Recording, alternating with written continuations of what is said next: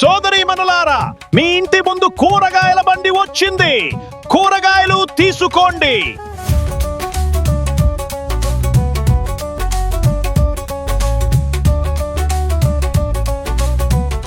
నా పేరు మధు. నేను ఉదయపూర్లో నివసిస్తున్నాను. చిన్నప్పటి నుంచే నాకు శారీరక వైకల్యం ఉంది. నడిచేటప్పుడు నా కాలిలో చాలా నొప్పి ఉండేది.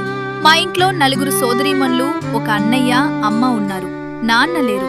నేను బ్యూటీ పార్లర్లో పనిచేస్తూ కుటుంబానికి సహాయం చేస్తున్నాను. నా సోదరీమణులంతా పెళ్లి అయ్యారు. కానీ నా పరిస్థితి వల్ల నా పెళ్లి గురించి ఎవరూ ముందుకు రాలేదు.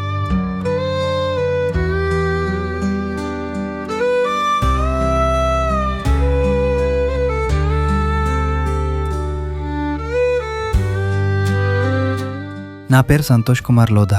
నేను ఇండోర్ జిల్లా దేవపాల్పూర్ తహసీల్లోని నౌలానా గ్రామానికి చెందినవాణ్ణి.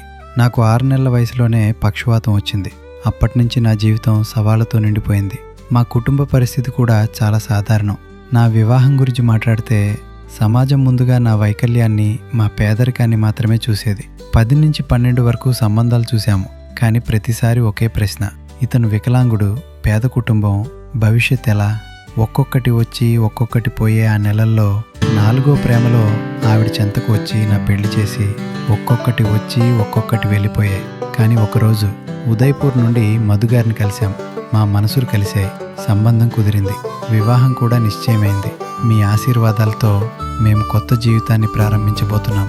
మా వివాహం మార్చి 14 మరియు 15 తేదీల్లో నారాయణ సేవా సంస్థలో జరగబోతోంది. వినయపూర్వకంగా చేతులు జోడించి మీ అందరినీ మా పెళ్లికి రావాలని, మమ్మల్ని ఆశీర్వదించాలని కోరుతున్నాను. మీ ఆశీస్సులు మా జీవితానికి బలంగా నిలుస్తాయి.